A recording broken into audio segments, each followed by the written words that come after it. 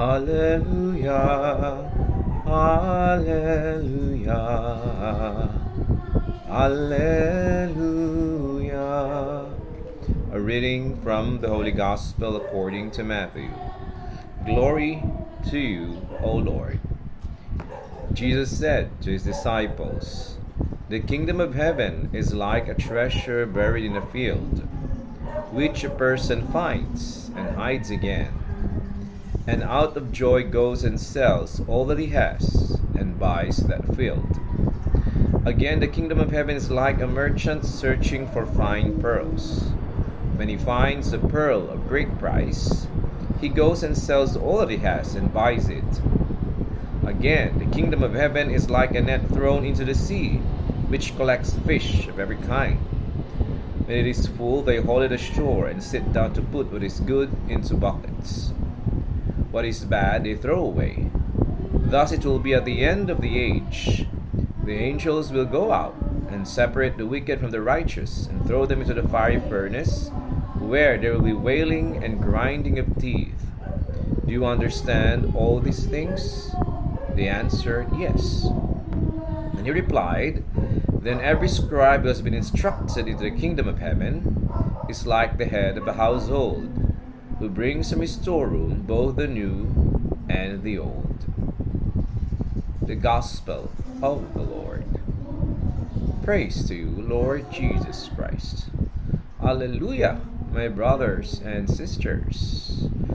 So last Sunday we have discussed about the wheat and the weeds, So sa mga damo ay merong mga masamang damo, At dito naman ang ating parable na which gives, of course, a spiritual lesson para sa ating lahat ay ang pearl of great price, Yung treasure na ito, yung kayamanan na ito, na nakita ng isang tao, ng isang negosyante at binenta niya lahat, dahil alam natin na noon natural talaga ang mga pearls, at ito ay napakamahal dahil walang mga synthetic, yung na ginagawa, na nilalagyan. Dati talaga natural lang, yung nandoon na perlas. Hindi siya cultured, walang farm. So napakahirap hanapin, kaya napakamahal talaga. Kaya pearl of great price. Dahil dito ay ito ang kaharian ng Diyos, na kailangan ibigay natin ang lahat. Sabi nga, love God with all your heart, with all your mind, with all your strength. Ibigay natin lahat. Commitment, sa kaharian ng Diyos.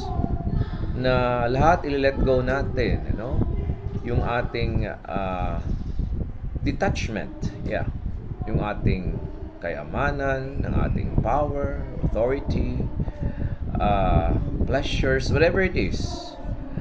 But of course, lahat ay ito ay binigay naman ni Lord, pero gagamitin natin para sa Kanya, para sa kaluwalhatian niya, for the greater glory of God, sabi nga ng mga suwita.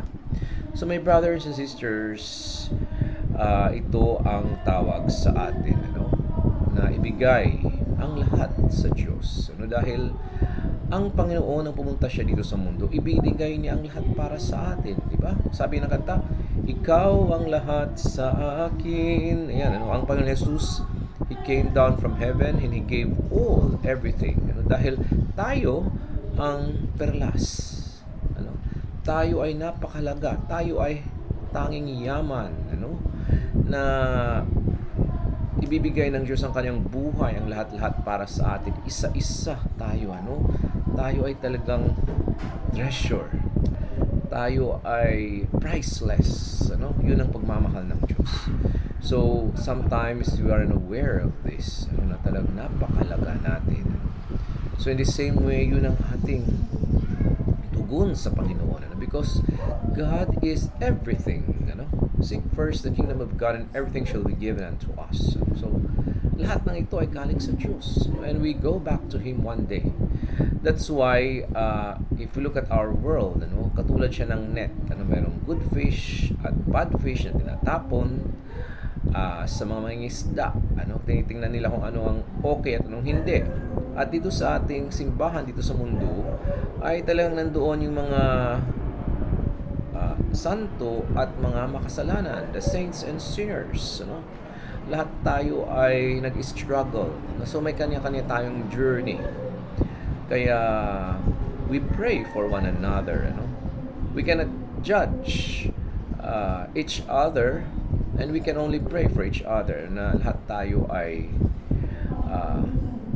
makuha at mapili ng great fisherman na ma-disciples ng ating Panginoong Diyos na isama sa kapusan ng panahon sa final judgment. Kaya ang ating Panginoon ay nandoon ang kanyang pasyensya. Katulad ng mga weeds and wheat. Nandoon ang patience ng Panginoon. Kung pasensyoso ang Panginoon sa atin dahil talaga tayo ay matigas ang ulo, salawahan, makasalanan at kung ano pa, we're called to be understanding and forgiving to one another. Kasi ganun ang buhay. Amen? Kailangan mahalin natin ang ating mister, misis, kapatid, magulang, anak, pamilya, and outer sa ating neighbors.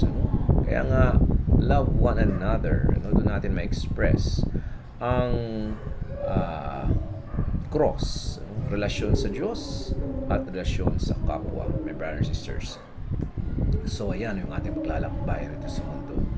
Kaya naway patuloy ang ating passion and commitment sa pagsunod sa Diyos, dahil yun talaga ang ating destinasyon. At sa huling banda ay merong judgment na darating.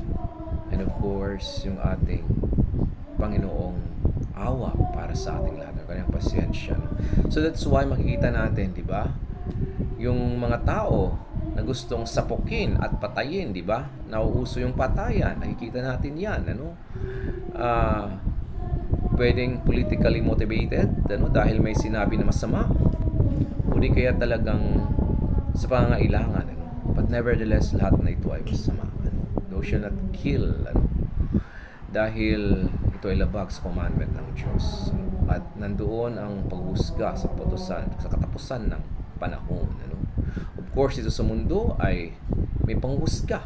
Kung tingnan natin, yung dating presidente natin, di ba, harap siya sa hukom. Dumating ang hukom sa kanya.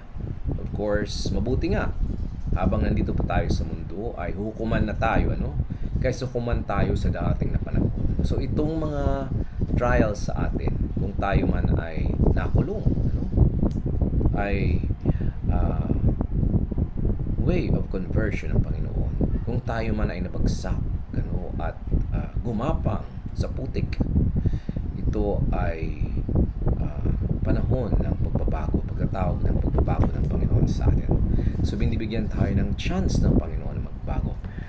Kaya we are called to pray for one another, my brothers and sisters. Kaya dito sa ating bansa, nakaka-alarma dahil okay lang pumatay, okay lang magnakaw. So, ayan, patuloy nating ipanalangin, kasi ito ang mga weeds sa mundo, Ito yung mga masasamang damo, di ba? Sa katapusan ng panahon ay merong paghuhukom. So, habang nandito tayo, i-pray natin, na naway hindi tayo maging katulad nila. Dahil tayo rin ay hukman sa katapusan ng panahon.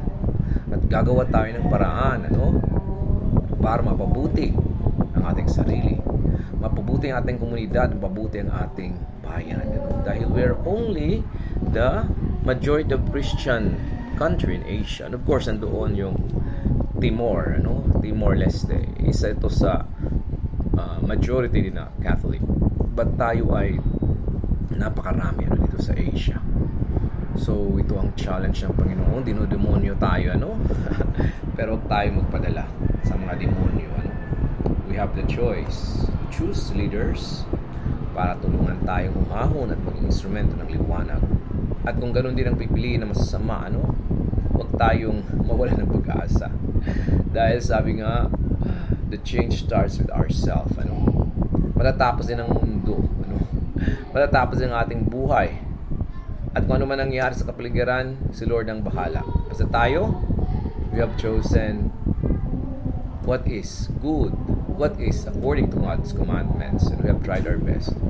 At isang araw, natatawagin tayo ng Diyos, ay naway makasama tayo sa kaharian niya, sa pinili, dahil binigay natin ang ating sarili. Ikaw ang lahat sa akin, Panginoon. Amen? Hallelujah. God bless us all.